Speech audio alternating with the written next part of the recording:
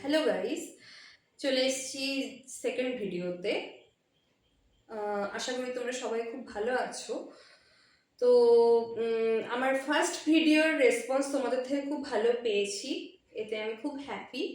আমি তোমাদেরকে আগেও বলেছি যে এনকোয়াশ রিলেটেড যা যা জিনিস সেগুলো আমার এন্ড থেকে যতটা পারবো তোমাদেরকে আমি শেয়ার করার চেষ্টা করব।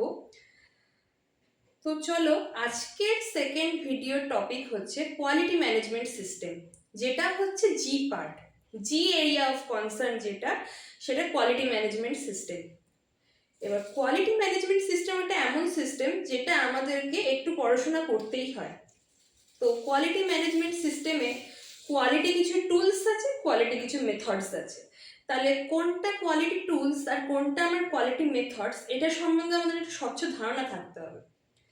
কোয়ালিটি টুলস যেগুলো, সেগুলো একটা স্ট্রাকচারাল ফ্রেমওয়ার্ক, মানে আগের থেকে জিনিসটা আমার স্ট্রাকচার করাই আছে, আমার শুধু রাইট দিয়ে যেতে হবে, বা আমার শুধু একটা গ্রাফ ড্র করতে হবে, একটা ডায়াগ্রাম ড্র করতে হবে। তার আগে আমার সবার আগের কাজ কি? সবার আগে হচ্ছে আমাকে গ্যাপ ফাইন্ডিং করতে হবে। গ্যাপটা যে আমরা ফাইন্ডিং করব, সেই গ্যাপটা ফাইন্ডিং করে সেটাকে আমাদের নোট করতে হবে একটা কাপা রেজিস্টারে। আমাদের একটা কাপা রেজিস্টার বানাতে হবে। সেই কাপা রেজিস্টারে প্রত্যেক মাসে আমরা মিটিং করে সেই যে এজেন্ডাতে আমরা যে গ্যাপগুলো আমরা পাবো, সেই প্রত্যেকটা গ্যাপ আমাদেরকে কিন্তু তুলে রাখতে হবে। সেই গ্যাপ হতে পারে কোয়ালিটি রিলেটেড, সেই গ্যাপ আবার হতে পারে আমার ইনফেকশন কন্ট্রোল রিলেটেড বা স্যানিটেশন রিলেটেড। যেগুলো আমার কোয়ালিটি রিলেটেড সেগুলো আমার কোয়ালিটি ম্যানেজমেন্টে উঠবে, যেটা আমার ইনফেকশন রিলেটেড বা স্যানিটেশন রিলেটেড সেইটা আমার যাবে ইনফেকশন কন্ট্রোল মিটিংয়ের খাতায়। এটা তোমাদেরকে আমি আশা করছি বোঝাতে পারলাম। তো চলো দেখি কোয়ালিটি টুলস কোনগুলো আর কোয়ালিটি মেথডস কোনগুলো। তো আগে আমরা দেখে নেব যে functional relationship between the components of quality management system. তো ফার্স্টেই আমরা আগের দিন দেখলাম চেকলিস্টে যে এরিয়া অফ কনসার্ন অনুযায়ী ব্যাপারগুলো ভাগ করা থাকে। তার আন্ডারে আসে আমার স্ট্যান্ডার্ড। স্ট্যান্ডার্ডের মধ্যে আবার থাকে মেজারেবল এলিমেন্টস। মেজারেবল এলিমেন্টস কোনগুলো? না, আমার সেন্টারে গর্ভবতী মায়েদের কেমন রেজিস্ট্রেশন হচ্ছে, তার কি পরিষেবা, মানে প্রত্যেকটা পরিষেবা ধরে ধরে কিছু মেজারেবল এলিমেন্টস আছে, যেগুলো চেকলিস্টে মেনশন অলরেডি করাই আছে। তার আন্ডারে থাকে হচ্ছে আমার ডিপার্টমেন্টাল চেকলিস্ট। তার মানে সেই প্রত্যেকটা মেজারেবল এলিমেন্টসকেই আমাদের চেকলিস্টে কিন্তু চেক পয়েন্ট অনুযায়ী কিন্তু আমাদেরকে অ্যাসেস করতে হয়। করার পরে স্কোর কার্ড, মানে আগের দিন যে পড়লাম আমরা কমপ্লায়েন্স, সেটা কতটা আমার সেন্টারে ফুলফিল হয়েছে, যে সেটা 50%-এর নিচে নাকি উপরে নাকি 99%-এর উপরে, সেই অনুযায়ী স্কোর। তাহলে কোয়ালিটি টুলসগুলো আমরা কি কি পাচ্ছি? না, 7টা কোয়ালিটি টুলস আমরা করে থাকি। ফার্স্টেই হচ্ছে চেকলিস্ট, 2 নম্বর হচ্ছে ফ্লো চার্ট, 3 নম্বর ফিশবোন ডায়াগ্রাম, 4 নম্বর হিস্টোগ্রাম, 5-এ প্যারেটো চার্ট, 6-এ বার ডায়াগ্রামস, আর 7-এ হচ্ছে আমার কন্ট্রোল চার্টস। এরপর আমরা প্রত্যেকটা জিনিস ধরে ধরে আমরা আলোচনা করব। চলো দেখা যাক। তাহলে চেকলিস্ট, চেকলিস্টের প্রথমেই হচ্ছে আমার হাউসকিপিং চেকলিস্ট। হাউসকিপিং চেকলিস্টটা কি? না, আমাদের যে হাউসকিপিং স্টাফ যে রেগুলার বেসিসে আমাদের সেন্টার যে ক্লিনিং করে, তো সেটারও একটা চেকলিস্ট হয়। সেটা আমাদেরকে রানিং ডেজগুলোতে যবে যবে হাউসকিপিং স্টাফ আসবে সেগুলো সই করিয়ে নিতে হয়, সেটাই হচ্ছে হাউসকিপিং চেক। নেক্সট আমার অ্যাসেসমেন্ট, না আমরা ইন্টারনাল হোক বা এক্সটার্নাল, অ্যাসেসমেন্ট করার জন্য যে এই যে 80 পাতার চেকলিস্ট নিয়ে আগের ভিডিওতে আমি আলোচনা করলাম, সেটা নিজেই একটা চেকলিস্ট, সুতরাং ওটা। Next 5S checklist. তো 5S চেকলিস্টটা কি? এখানে অনেক ছোট ছোট করে লেখা, তোমাদেরকে ঠিক করে দেখাতে পারছি না, তাও বোঝানোর চেষ্টা করছি। যে sort, set in order, shine, standardize আর সাস্টেন, এই 5টা জিনিসই হচ্ছে আমার 5S। এর আন্ডারে অনেকগুলো পয়েন্টস রয়েছে। কি কি সেটা?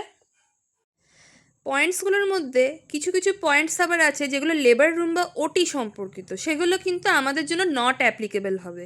এখানে কিছুই নয়, জাস্ট মাসের যে যে রানিং ডেজগুলোতে সেন্টার খোলা থাকে, তোমাকে তোমার সেন্টারে কী আছে কী নেই সেগুলো ডেট দিয়ে মার্ক করতে হবে।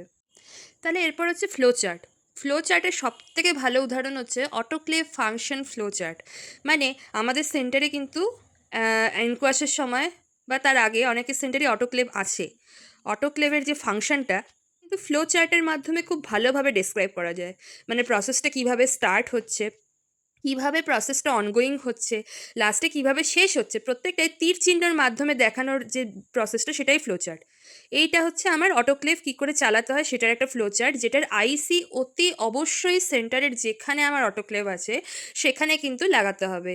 তাহলে অটোক্লেভটা কাজ মানে যখন আপনারা ইউজ করবেন তখন আপনাদেরই সুবিধা হবে।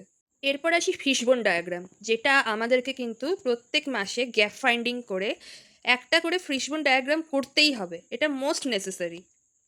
ফিশ বোন মানে বুঝতেই পারছেন কথাটার মধ্যেই অর্থ লুকিয়ে আছে, মাছের কাঁটা। যেখানে আমার মাছের যে মাথার দিকটা, যেটাকে আমরা বাংলায় মুড়ো বলি, সেটা আমার এফেক্ট। আর মাছের যে কাঁটাগুলো দেখতে পাচ্ছেন পাশের ছবিতে, সেগুলো হচ্ছে আমার কারণ। তাহলে কারণগুলো মিলে আমার এফেক্ট হয়ে বেরোচ্ছে, তার জন্যই এটা কিন্তু ফিশবোন ডায়াগ্রাম। ফিশবোন ডায়াগ্রাম বানাতে গেলে আগে আমাদেরকে একটা গ্যাপ খুঁজে বের করতে হবে। এবার গ্যাপটা কী কারণে হচ্ছে, সেটা ম্যান পাওয়ারের জন্য হতে পারে, সেটা মেথডসের কোনো গাফিলতির জন্য হতে পারে, সেটা পার্সোনাল বা সেটা কোনো প্রসেসের কোনো গাফিলতির জন্য হতে পারে। তাহলে এই সবকটা মিলিয়ে কিন্তু আমাদের ফিশবোন ডায়াগ্রাম আঁকতে হয়। তো আঁকলেই হবে না, তার সাথে কারেক্টিভ অ্যান্ড প্রিভেন্টিভ আমাদের একটা অ্যাকশন প্ল্যান করতে হয়। কি না, ফার্স্টেই দেখতে পাচ্ছেন একটা টেবিল আঁকা আছে যেখানে সিরিয়াল নাম্বার, মানে আপনি এক বা একাধিক অ্যাকশন প্ল্যান কিন্তু আপনারা করতেই পারেন। তারপর আছে গ্যাপ আইডেন্টিফাইড, মানে কোন গ্যাপটা আপনারা আইডেন্টিফাই করলেন সেটা সেখানে লিখতে হবে। 3 নম্বর হচ্ছে official responsible for gap closure, সেটা সিএইচও হতে পারে, সেটা বিএমওএইচ হতে পারে। তো সেটা হচ্ছে অফিসিয়াল যিনি রেসপন্সিবল থাকবেন তার নামটি ওখানে উঠবে। তারপর time line for the gap closure, mention date. আপনি মনে করুন কোনো একটা গ্যাপ আইডেন্টিফাই করলেন, রেসপন্সিবল পার্সনও দিলেন, কিন্তু সেটাকে একটা টাইম দিতে হবে। মনে করুন আপনি 3 মাস সময় নিলেন, 3 মাস সময় নিলেন, সেই 3 মাস পরের একটা আপনাকে ডেট এখানে মেনশন করে দিতে হবে। তারপর গ্যাপ ক্লোজিং স্ট্যাটাস, মনে করুন আপনার অক্টোবর মাস অবধি একটা আপনি টাইম বাউন্ড করেছেন, তারপর অক্টোবর মাস যখন আপনার ওই ডেটটা এলো আপনাকে কিন্তু দেখতে হবে যে সেটি কত দূর ক্লোজ হয়েছে, সেটি কমপ্লিটলি ক্লোজ হয়ে গেছে নাকি পার্শিয়াল হয়েছে নাকি কিছু হয়ইনি, তাহলে সেই স্ট্যাটাসটা আপনাকে লিখতে হবে। তারপর আপনি দরকার পড়লে যদি পার্শিয়াল হয় তাহলে আপনি টাইম এক্সটেনশনও করতে পারেন। টাইম এক্সটেনশন করার পরে আপনাকে আবার ওই টাইমে যাওয়ার পরে ক্লোজিং স্ট্যাটাসটা লিখতে হবে। তাহলে ফিশবোন ডায়াগ্রাম, সবার আগে চলো একটা ফিশবোন বা একটা মাছের কাঁটা এঁকে নেওয়া যায়। তো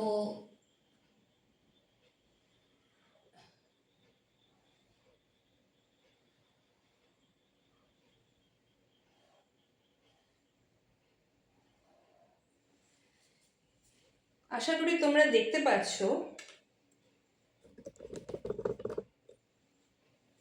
এই একটা আমার মাছের কাঁটা, ঠিক আছে। আমার সেন্টারের মানে আমার সেন্টার কেন, সব সেন্টারের একটা কমন প্রবলেম হচ্ছে ক্লিনলিনেস নিয়ে। ক্লিনলিনেস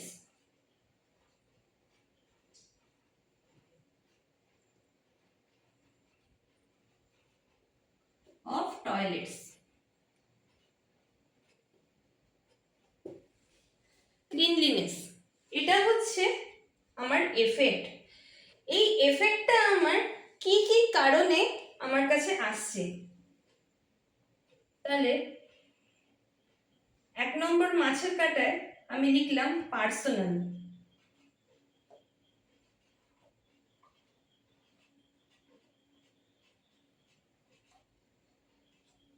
তাহলে এই পার্সোনাল জিনিসটার মধ্যে আমার কি থাকবে না, মনে করুন আমার সেন্টারে একজনই হাউসকিপিং স্টাফ রয়েছে, তাহলে সেটা কিন্তু আমার একটা গ্যাপ, যার জন্য আমার কিন্তু ক্লিনলিনেসটা আমার মেনটেন হয় না। ওকে, সেকেন্ড মাছের কাঁটা আমি চলে যাচ্ছি।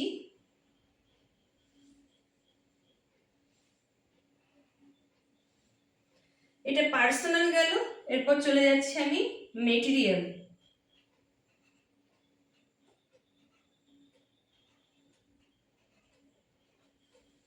মেটেরিয়াল 1 নম্বর পার্সোনাল গেল, সেকেন্ড আমার মেটেরিয়াল। মেটেরিয়াল আমি কি মানে মেটেরিয়াল জিনিসটার মানেই মানে তোমরা বুঝতে পারছো যে মেটেরিয়াল হচ্ছে আমার সেন্টারে phenyl, bleaching powder, hypochlorite solution, everything আমার কাছে কিন্তু রয়েছে। কিন্তু এখন বর্ষা বাদলের দিন, এখনকারটাই তোমাদেরকে বলছি, হয়তো আমার হাউসকিপিং স্টাফ রেগুলার ওয়ার্ক প্রেশারের চাপে শুধু ঝাড় দিয়ে বা হালকা করে মুছে চলে যাচ্ছে। আমার হাউসকিপিং পার্সোনাল ইউজই করছে না মেটেরিয়ালগুলো। এই মেটেরিয়ালগুলো যে আমার অ্যাভেলেবেল আছে, এগুলো আমার ইউজই হচ্ছে না ঠিক করে।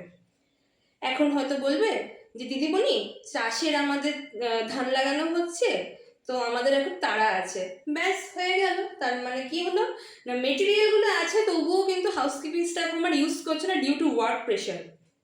এই জিনিসটাকেই গুছিয়ে লিখবে তোমরা মেটেরিয়ালে। ওকে, তারপরে চলে আসি মেথড।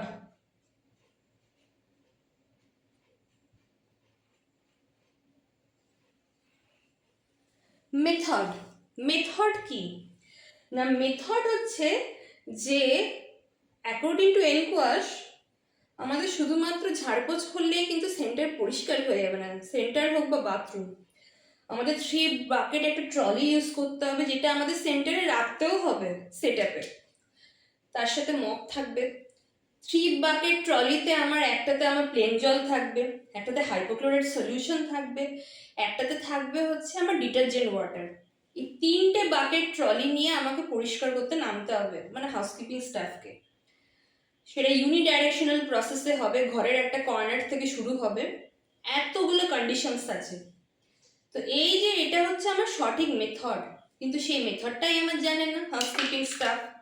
তাহলে সেই মেথডটা আমার হাউসকিপিং স্টাফ জানে না বলে, সে প্রপারলি ট্রেন্ড নয় বলে সে ঠিক করে পরিষ্কার করতে পারছে না। তাহলে সেটা হলো আমার method. Okay, last one is policy.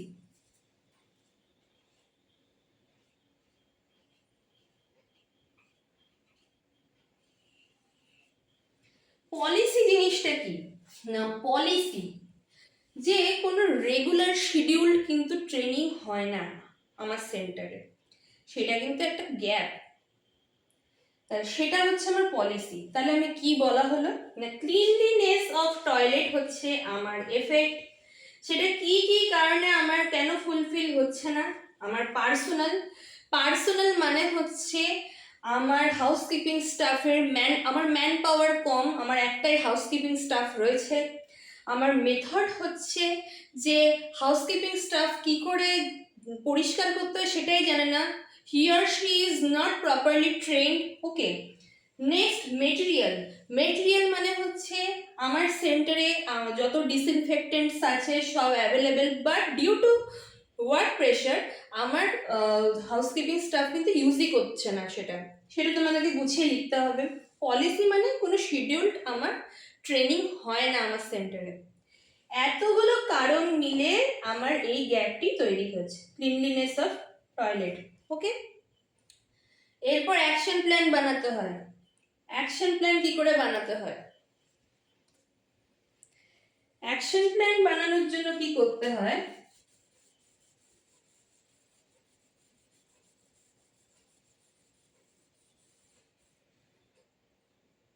ফার্স্টে সিরিয়াল নাম্বার দিতে হয়। তোমাদেরকে দেখিয়েছি স্লাইডে, সিরিয়াল নাম্বার 1। কি গ্যাপটাকে আমি জি লিখলাম, যে আমার কি গ্যাপ আইডেন্টিফাই হয়েছে, যে ক্লিনলিনেসটা আমার ঠিকভাবে, non maintenance of cleanliness in regular basis, এটা আমার গ্যাপ।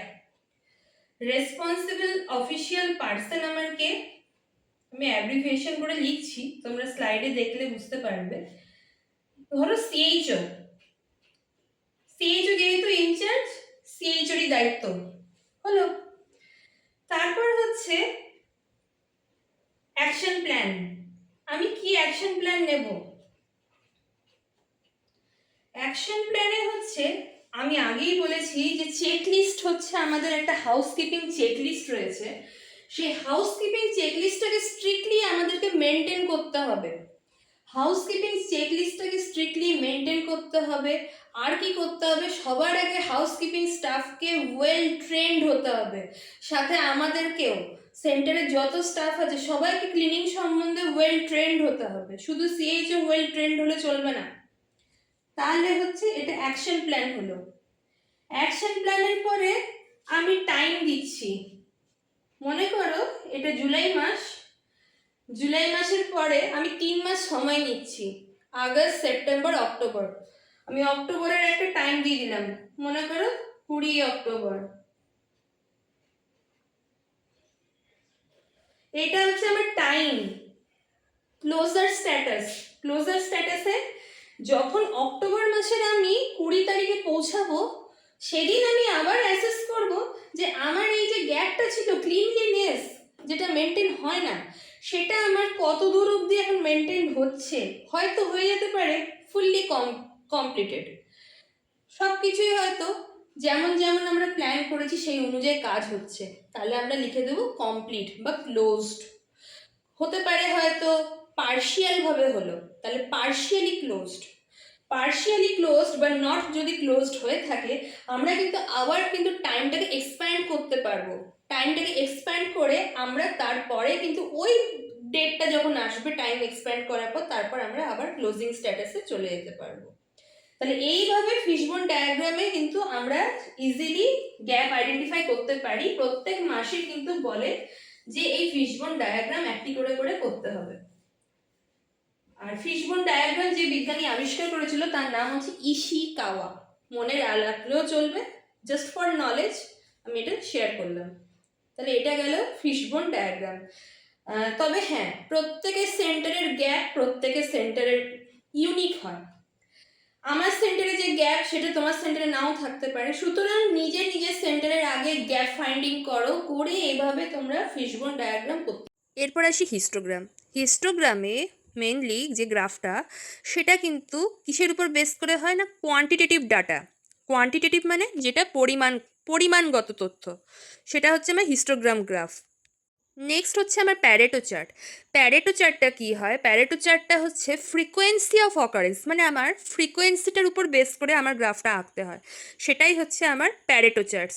নেক্সট বার ডায়াগ্রাম হচ্ছে, এটা আগের দুটো গ্রাফের থেকে অনেক সোজা। এটা নিউমেরিক্যাল ডাটার উপর বেস করে আমরা বার ডায়াগ্রাম করতেই পারি। নিউমেরিক্যাল ডাটা মানে সংখ্যার উপর বেস করে, সেটাই হচ্ছে আমার বার ডায়াগ্রাম। এরপর চলে আসি বার ডায়াগ্রাম ভার্সেস হিস্টোগ্রাম। তো আমরা আগে দেখবো যে নিজের চোখে আমরা কি ডিফারেন্স দেখতে পাচ্ছি না। বার ডায়াগ্রামের বারগুলো আমরা দেখতে পাচ্ছি ফাঁকা ফাঁকা, আর হিস্টোগ্রামেরগুলো একটার সাথে একটা অ্যাটাচ করা, এটা তো একটা পার্থক্য। সেকেন্ড হচ্ছে বার ডায়াগ্রামে আমরা নিউমেরিক্যাল ডাটা পুট করি, আর হিস্টোগ্রামে আমরা কি ইউজ করি না, কোয়ান্টিটেটিভ ডাটা। তাহলে এইটা হচ্ছে বার ডায়াগ্রাম আর হিস্টোগ্রামের মধ্যে তফাৎ। এনকোয়াসে যে কোনো দুটো কোয়ালিটি টুলস কিন্তু আমাদেরকে ড্র করতে হয়। তো আপনাদের কাছে চেকলিস্ট তো থাকবেই, তার সাথে আপনারা ফিশবোন ডায়াগ্রাম করতে পারেন, বা বার গ্রাফ যেটা হয় সেটাও আপনারা করতে পারেন, দুটোই সহজ। আর লাস্ট একটা কোয়ালিটি টুলস আমাদের ছিল, সেটা হচ্ছে কন্ট্রোল চার্ট। কন্ট্রোল চার্টটা কি না, দেখবেন কোনো ব্লাড টেস্টের রিপোর্ট এলে আপনারা দেখতে পাবেন যে আপনার ব্লাডে জিনিসটা কোনো ইলেকট্রোলাইটসই ধরুন, যে সেটা কতটা রেঞ্জে আছে, তার পাশেই কিন্তু একটা নর্মাল ভ্যালু দেওয়া থাকে, সেটাই হচ্ছে আমাদের কন্ট্রোল ভ্যালু। মানে সেটাকে দেখে আমরা যাচাই করতে পারি যে শরীরে ওটার কমতি আছে নাকি শরীরে ওটা বেশি হয়ে গেছে। তাহলে সেই ধরনের জিনিসটাকেই বলা হচ্ছে আমাদের ঠিক কন্ট্রোল চার্টস। তো এগুলো ছিল আমাদের কোয়ালিটি টুলস। নেক্সট আমরা আলোচনা করব কোয়ালিটি মেথডস নিয়ে। কোয়ালিটি মেথডসের মধ্যে ফার্স্টেই আমার রয়েছে 1 নম্বরে পিডিসিএ, প্ল্যান, ডু, চেক, অ্যাক্ট। তারপর আছে আমার 5S। তারপর রয়েছে স্মার্ট অবজেক্টিভ, মানে মেজারেবল যদি কোনো গোল থাকে আমরা স্মার্ট অবজেক্টিভ দিয়ে ইজিলি করতে পারবো। দেন হচ্ছে পিআইসিকে চার্ট। তাহলে এই সমস্ত জিনিস দিয়ে আমরা কিন্তু কোয়ালিটি অ্যাসেস করতেই পারি, এগুলো মেথডস। নেক্সট হচ্ছে পিডিসিএ। ফার্স্ট যে মেথড আমাদের পিডিসিএ, পি মিনস প্ল্যান, মানে মনে করুন আপনি একটা গ্যাপ ফাইন্ডিং করেছেন, তো সেটার আমাকে ফার্স্টে একটা প্ল্যানিং করে নিতে হবে, মানে অ্যাকশন প্ল্যান বানাতে হবে যে আমাদের কী কী করণীয়। তারপর ডু, সেটাকে ইমপ্লিমেন্ট করতে হবে। সি মিনস চেক, আমি সেটাকে রিভিউ করব যে আমি যে ইমপ্লিমেন্টটা করলাম সেটার কি হলো, সেটার ফিডব্যাকটা আমাকে জানতে হবে চেক করে। দেন অ্যাক্ট, যদি তখনও কিছু আমার গ্যাপস থাকে তারপরেও কিন্তু আমাকে কিন্তু নেসেসারি অ্যাকশনস আমাকে নিতেই হবে। তাহলে এই জিনিসটা হচ্ছে আমার পিডিসিএ। একটা উদাহরণ দিয়ে বললে আপনারা সহজেই বুঝতে পারবেন। তো পিডিসিএ means P means plan, D means do, C means check, A means আমার অ্যাকশন। তাহলে P তে আমি প্ল্যান করছি, খুব কমন একটা জিনিস নিয়ে উদাহরণ দিচ্ছি, আমাদের ওষুধের ইনডেন্ট করা SMS পোর্টাল, যেটা নিয়ে আমরা খুব সাফার করি, আশা করি তোমরা সবাই এগ্রি আমার সাথে। SMS পোর্টালে আমাদের ইনডেন্ট নিয়ে যত অসুবিধা, তার জন্য আমি কি প্ল্যানিং করলাম না, প্রথমেই হচ্ছে এসএমএস পোর্টালে ওষুধটাকে ইনডেন্ট করতে হবে, তার সাথে বাফার স্টকটাকে মেনটেন করতে হবে। বাফার স্টক কি প্রশ্ন এলো? বাফার স্টক হচ্ছে হিসেব মতো আমার সেন্টারের প্রত্যেকটি ওষুধের একটা ক্লোজিং স্টক থাকবে, 10% বাফার স্টক রাখতে হয়, যেটা আমরা পেশেন্টদেরকে দেব না, সেটা আমার সেন্টারে অ্যাজ বাফার স্টক হিসেবে থেকে যাবে। যখনই বাফার স্টকের কাছাকাছি চলে আসছি আমরা কিন্তু ইনডেন্ট করব। তাহলে আমার প্ল্যানিংয়ে হচ্ছে এসএমএস পোর্টালে আমাকে ওষুধ ইনডেন্ট করার একটা প্ল্যানিং করতে হবে, বাফার স্টক মেনটেন করতে হবে। পি এর পর চলে এলো পিডি, ডু। কি ডু করলাম না, আমরা মোবাইল বা ল্যাপটপটি খুললাম, আমরা এসএমএস পোর্টাল খুললাম, ইনডেন্ট একটা প্লেস করে দিলাম, সেটা হচ্ছে আমার ডু। পিডিসি, সি মানে চেক করছি। কি চেক করলাম না, ইনডেন্টটা আমার ব্লক এন্ডে গিয়ে প্লেস হলো, আমরা ডিআরএস থেকে ওষুধ তুলে নিলাম, আমরা ব্লকের ফার্মাসিস্ট দাদার কাছ থেকে ওষুধ তুললাম, সেটা চেক। অ্যাক্ট, অ্যাক্ট কি না, যদি দেখি যে ঠিক মতো আমরা যতটা ওষুধ আমরা ইনডেন্ট করছি অতটা ওষুধ আমাদের ইস্যু হচ্ছে না, আমরা কম পাচ্ছি, এই নিয়ে কিন্তু আমরা বিএমওএস স্যারকে বা ম্যাডামকে একটা চিঠি করতে পারি, সেটা হচ্ছে অ্যাক্ট। তাহলে বুঝতে পারলে পিডিসিএ, পিতে হচ্ছে আমরা ইনডেন্ট প্লেস করছি, প্লেস করার একটা প্ল্যান করছি, বাফার স্টক মেনটেন করছি। ডিতে হচ্ছে আমরা ইনডেন্ট প্লেস করছি। সিতে চেক করছি মানে আমরা ওষুধ তুলছি। আর এতে হচ্ছে যদি ওষুধ ঠিকঠাক না পাচ্ছি আমরা বিএমওএস স্যার বা ম্যাডামকে একটা চিঠি করছি। এইটা হলো আমার পিডিসিএ। এরপর স্মার্ট অবজেক্টিভ। স্মার্ট অবজেক্টিভ কিন্তু আমাদেরকে এনকোয়াসের সময় প্রিপেয়ার করতে হয়, প্রত্যেক মাসে মাসেই করতে হবে, একটা একটা করে গ্যাপ নিয়ে। কোন গ্যাপগুলো দিয়ে স্মার্ট অবজেক্টিভ করা যাবে না, যে গ্যাপগুলো আমরা মেজারেবল হবে। যেমন এস মানে হচ্ছে আমার স্পেসিফিক, এম মানে মেজারেবল, এ মানে অ্যাটেইনেবল বা অ্যাচিভেবল, আর মানে অবশ্যই সেটা রেলিভেন্ট হবে, আর টি মানে হচ্ছে আমার টাইম বাউন্ড, একটা নির্দিষ্ট আমার টাইম দেওয়া থাকবে, তার মধ্যে আমার একটা মেজারেবল আমার টার্গেট থাকবে, সেটাকে আমাদেরকে অ্যাচিভ করতে হবে। এটাই হচ্ছে আমার স্মার্ট অবজেক্টিভ। একটা উদাহরণ দিলে তোমরা বুঝতে পারবে। যেমন নেক্সট আমাদের স্মার্ট অবজেক্টিভ, বলেইছি যে স্মার্ট অবজেক্টিভ তখনই বানাতে পারবো যে গ্যাপগুলো আমাদের মেজারেবল হবে। এবার ধরো একটা উদাহরণ দিচ্ছি, আশা দিদিমণিরা আমাদের কাছে সিব্যাক ফর্ম ফিল আপ করে পেশেন্ট পাঠাচ্ছে, দেখবে সিব্যাক ফর্মের সবার লাস্টে মেন্টাল হেলথ নিয়ে দুটো পয়েন্ট আছে, সেটাকেও কিন্তু অ্যাসেস করে নাম্বারিং করতে হয়। সেটা নাম্বারিং করে আমরা যদি 3 বা 3-এর বেশি পাই নাম্বার, তাহলে সেই মানুষগুলোকে আমরা কি করতে পারি, পিএইচকিউ কোশ্চেনারিতে ফেলতে পারি, পেশেন্ট হেলথ কোশ্চেনারি, পিএইচকিউ। পিএইচকিউ কোশ্চেনারি কেমন দেখতে হয় তোমাদের সাথে আমি শেয়ার করব। তো পিএইচকিউ কোশ্চেনারিতে অনেক ডিপ্রেশন রিলেটেড কোশ্চেন থাকে, বা আমরা মিনি মেন্টাল স্টেট এক্সামিনেশন যেমন করি সেরকম কোশ্চেনারিজ থাকে। সেই কোশ্চেনারিজগুলো তো স্কোরিং করলে আমরা জানতে পারবো যে উনি কোনো মেন্টাল ইলনেস বা কোনো ডিপ্রেশনে ভুগছেন কিনা। তো এভাবে আমাদের সমস্ত পরিষেবার মাঝখানে মেন্টাল হেলথটা আমাদের একটু ঢিলেই পড়ে যায় সত্যি কথা বলতে। তাহলে সিব্যাকে আমরা মেন্টাল হেলথ অ্যাসেস করে 3 বা 3-এর বেশি পেলে তারপর আমরা পিএইচকিউ কোশ্চেনারি করতে পারি। তাহলে স্মার্ট অবজেক্টিভে আমরা এবার ফিরে আসি। স্মার্টের এস মানে স্পেসিফিক, মানে আমি উদ্যোগ নিচ্ছি যে আমার সেন্টারে mental health screening will be started soon, এটা হচ্ছে স্পেসিফিক, করতেই হবে। এম মেজারেবল, অ্যাটলিস্ট 10টা পেশেন্টের আমি করবো স্ক্রিনিং, তাহলে অ্যাটলিস্ট 10 পেশেন্ট উইল বি স্ক্রিনড, এটা হচ্ছে আমার মেজারেবল এম। এ অ্যাটেইনেবল বা অ্যাচিভেবল, আমি করলামও 10টা পেশেন্টের পরের মাসে, সেটা আমার অ্যাচিভেবল। আর রেলিভেন্ট, মানে যেটা করবো সেটা যেন রেলিভেন্ট হয়। আর টি মিনস টাইম বাউন্ড, প্রত্যেকটা গ্যাপের আমাকে টাইম বাউন্ড দিতে হবে। এই বললাম সঙ্গে সঙ্গে রিজলভ হয়ে যাবে তা তো নয়, কারণ এটা একটা অনেক বড় প্রসেস। আমি একটা 1 মাস কি 2 মাস পর আমি টাইম দিয়ে দিলাম, সেই টাইম বাউন্ডের মধ্যে আমার ওটা ক্লোজও হয়ে গেল।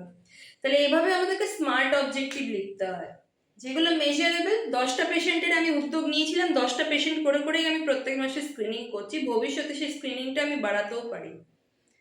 এটা হচ্ছে আমার স্মার্ট অবজেক্টিভ। ওকে, এরপর হচ্ছে পিকচার। পি মানে পসিবল, আই মানে ইমপ্লিমেন্ট, সি মানে চ্যালেঞ্জ অ্যান্ড কে মানে কিল বা কিক। তাহলে কথাতেই বোঝা যাচ্ছে যে পসিবল মানে সেটার জন্য, যেটা পসিবল, যেটা সম্ভব, যেটা আমার নাগালের মধ্যে, সেটার জন্য আমাকে লো পে অফ করতে হয়, মানে আমার কম খরচ। ইজি টু ডু, আমি ইজি করতেও পারবো। আরেকটা আমার সহজলভ্য কি রয়েছে, যে ইমপ্লিমেন্ট। হ্যাঁ, ইমপ্লিমেন্ট করার জন্য আমার কিছু টাকা কড়ি খরচ হতেই পারে, কিন্তু সেটা আমার ইজি। সেটা যদি আমি টাকা দিতে পারি বা সেটা যদি আমি ঠিকঠাক খরচ করতে পারি, আমার সেটা নাগালের মধ্যেই হয়ে যাবে। তারপর আসে কিল বা কিক। কোনো জিনিসকে কিক করতে গেলে বা কিল করতে গেলে সেটা কিন্তু আমাদের হার্ড টু ডু, সেটা আমাদের কাছে কঠিন। আর তারপরে আসে আমার চ্যালেঞ্জ। চ্যালেঞ্জটা যে আমি নিচ্ছি না, সেই চ্যালেঞ্জটা নিতে গেলে সেটার জন্য আমাদের কিন্তু অনেকটা বেশি রকমভাবে খরচ করতে হতে পারে, ওর জন্য পে অফ হাইয়ার ঘরে আছে। আর সাথে হার্ড টু ডু, জিনিসটা কঠিনও হতে পারে। তাহলে এটা ছিল আমার পিআইসিকে। তো এরপর আসছে আমার পিএসএস আর সিএসএস, পেশেন্ট স্যাটিসফ্যাকশন সার্ভে, সাথে কমিউনিটি মানে পেশেন্ট স্যাটিসফ্যাকশন সার্ভে।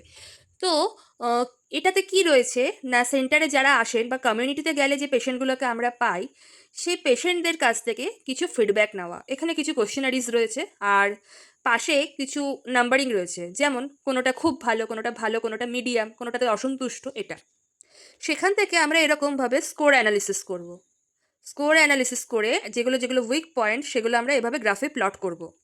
এখানে খুব ছোট ছোট লেখা, তোমরা হয়তো ঠিক করে বুঝতে পারছো না, তাও তোমাদেরকে বোঝানোর চেষ্টা করছি যে এখানে একটা প্যারেটো চার্ট আঁকা আছে। আগে বললাম যে প্যারেটো চার্ট হচ্ছে ফ্রিকোয়েন্সি অফ অকারেন্স, মানে কোন পয়েন্টগুলোতে পেশেন্টরা বেশি রাইট দিয়েছে, সেই পয়েন্টগুলো, বা কোনটাতে বেশি অসন্তুষ্ট হয়েছে, সেই পয়েন্টগুলোর দিকে আমাকে ফোকাস করতে হবে। মানে আমার সেন্টারে সেগুলো এক একটা গ্যাপ, সেই গ্যাপগুলোকে আমাকে অ্যানালিসিস করতে হবে।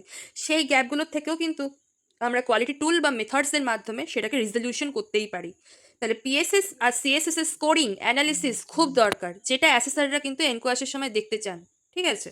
তো ফ্রেন্ডস, আশা করি আজকের মতো এটুকুই ছিল।